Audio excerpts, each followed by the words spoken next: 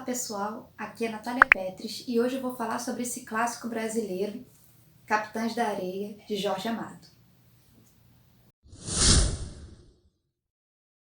Então, um clássico é um clássico. Nada como a nossa literatura brasileira para criar os melhores romances que tem. Bem, eu amo ler livros nacionais, mas no caso do Jorge Amado, foi o meu segundo contato com ele.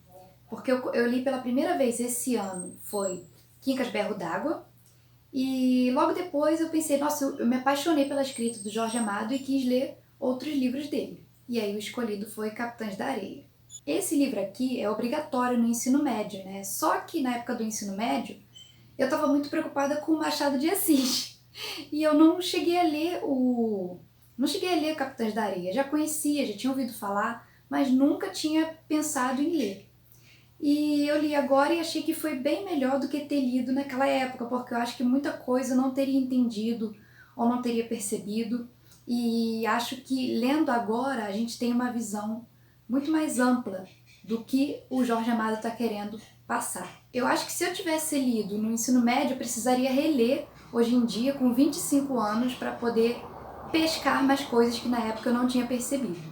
Bem, a gente sabe que o Jorge Amado é baiano, é um autor famoso do Brasil, que escreveu novelas, diversas novelas para Globo, Dona Flor e Dois Maridos, Tieta do Agreste. Vamos ao que interessa. Esse livro aqui é da segunda fase modernista, mais ou menos nos anos 30, e continua sendo atual até hoje.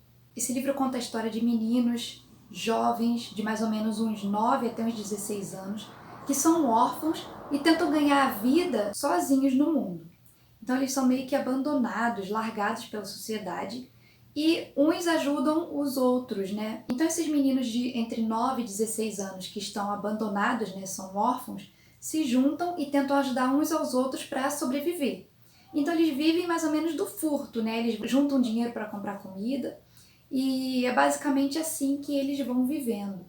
Esse grupo, no início do livro, o Jorge Amado não, né? O narrador fala que tem mais ou menos mais de 100, mais ou menos 100, entre 100 ou mais meninos morando num trapiche.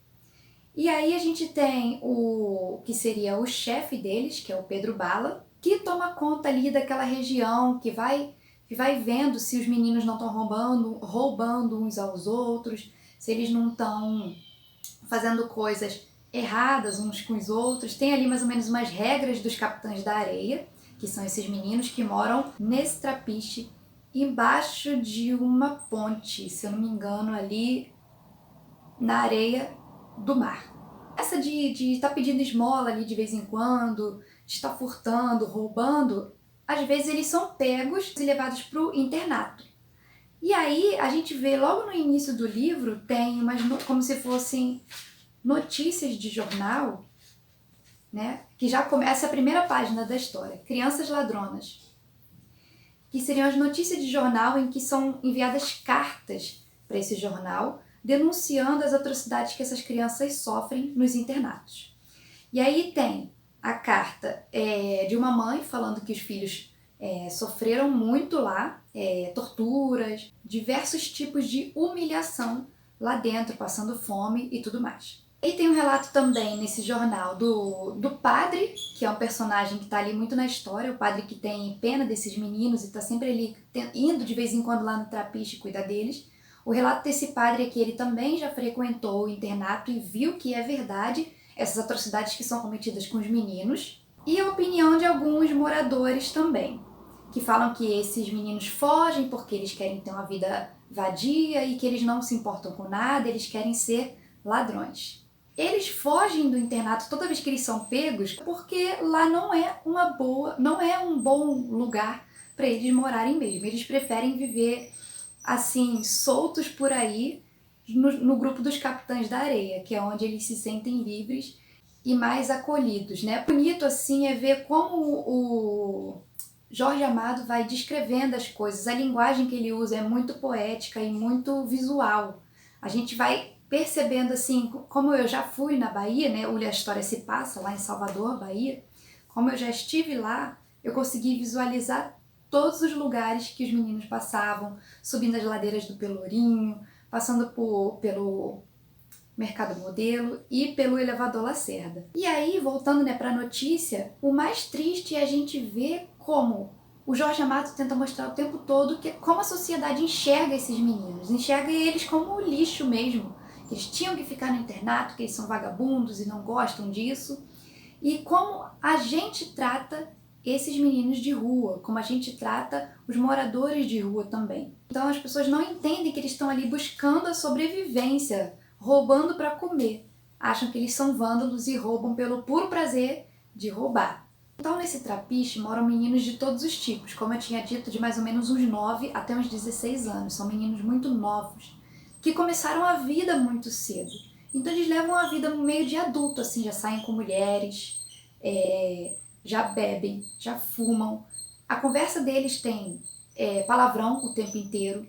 Então a gente vê que parece que eles são já adultos conversando. E em alguns momentos a gente vê que eles parecem que têm um lapso assim de infância, né? Certos momentos que... O capítulo que todo mundo comenta, né? Do carrossel, em que eles finalmente estão andando no carrossel pela primeira vez na vida, é quando a gente vê que eles realmente são crianças. Então a gente passa a história toda lendo como se fossem meninos mais velhos, mas no fundo a gente sabe que eles são crianças e só precisaram ser um pouco mais firmes, assim, agir com um pouco mais de maturidade por causa da realidade deles. Então nesse grupo a gente tem meninos de todos os tipos. Aqueles que querem estudar, aqueles que querem virar ladrões, os que querem virar cangaceiro, que quer virar malandro.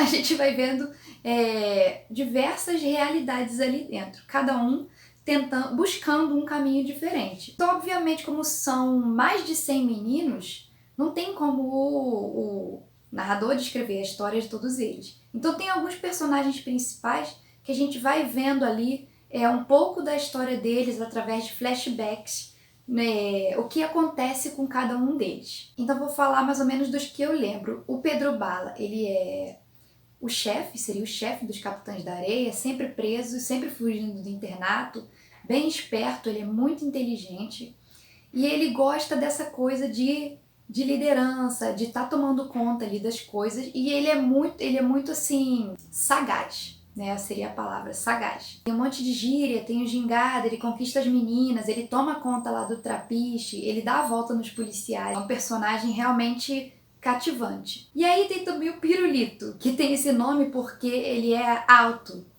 e acho que tem a cabeça grande, que lembra um pirulito. O Pirulito quer ser padre. E o padre que visita, né, os meninos lá no trapiche ficou orgulhoso dele porque quer seguir os passos do padre, e o padre tenta ajudar ele de todas as formas possíveis. Tem também o gato, que ele leva esse apelido porque ele é tipo um gato mesmo, só sai à noite, é todo elegante, todo arrumado, não importa se a roupa dele é velha, é usada, é rasgada, que ele encontra por aí, ou que ele rouba, né, porque acho que ele roubou um sobretudo e usa esse sobretudo mesmo no calor da Bahia, só pra ser elegante. E tem também o Sem Pernas, que leva esse apelido porque ele é coxo, né, ele anda mancando, tem um problema na perna, e é o mais ranzinza dos meninos. Ele tem raiva de tudo, tem raiva de todos, tá sempre de mau humor e tudo. E depois a gente entende o porquê, né, que não é spoiler nenhum, mas é porque ele é um menino muito sensível e só queria ter um pouquinho de carinho. Como ele não tem isso, ele se torna ranzinza. E isso é bem triste mesmo. Também o cangaceiro, esqueci qual é o apelido dele, acho que é nordestino, que quer ser cangaceiro. E fala que o Lampião é o padim dele, e que acho que ele veio lá do sertão e tudo. E o objetivo dele é só ser um cangaceiro mesmo. Então é isso que ele quer pra vida dele. E tem também o professor, que eu acho que é o personagem mais ou menos favorito de todo mundo. Todo mundo fala do professor, todo mundo gosta dele. Ele leva esse apelido porque ele é um dos únicos meninos, se não o único, que sabe ler. E ele, por saber ler, ele sempre rouba livros e leva esses livros lá pro trapiche e lê à noite pros meninos. É muito bonito quando eles vêm, professor, você pode ler uma história pra gente? Conta de novo aquela história tal e tudo, assim, é muito emocionante. O livro em si é completamente emocionante. Tem vezes que eu tinha que parar de ler pra não chorar, pra segurar, assim, segurar a emoção e tudo, porque é realmente emocionante.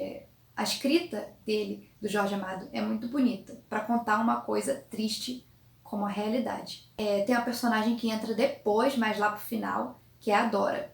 É a única menina que faz parte do Capitães da Areia, que é a única menina que eles permitem fazer parte, e a gente aos poucos vai entendendo por quê. Mas aí eu não vou falar para não trazer nenhum spoiler. Bem, então esse livro não é curtinho, né? Ele tem mais ou menos quase 300 páginas, né? Umas 280 páginas, porque ele conta uma história de vários personagens de uma vez só. Tem muitas facetas nessa história que a gente poderia ficar horas aqui falando, mas acho que uma das principais é essa crítica à burguesia, quando os meninos querem furtar ou pedir esmola, e que mostra como essas pessoas reagem a esses meninos, né? Tem também uma crítica da parte do padre, que conta um pouquinho da história do padre, também através de flashbacks, uma crítica grande ao clero, à igreja, ao catolicismo, e também à polícia e o fascismo.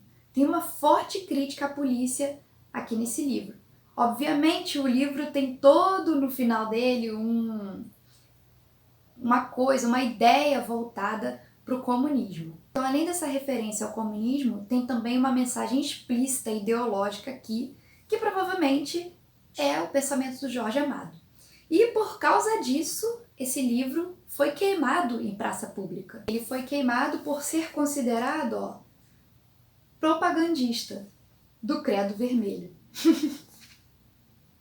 E nessa notícia, que seria do Jornal do Estado de Salvador, em dezembro do ano 1937, diz que os livros do Jorge Amado e José Lins do Rego foram os mais atingidos, foram incinerados em praça pública, por causa dessa mensagem explicitamente ideológica dele. Bem ousado, né?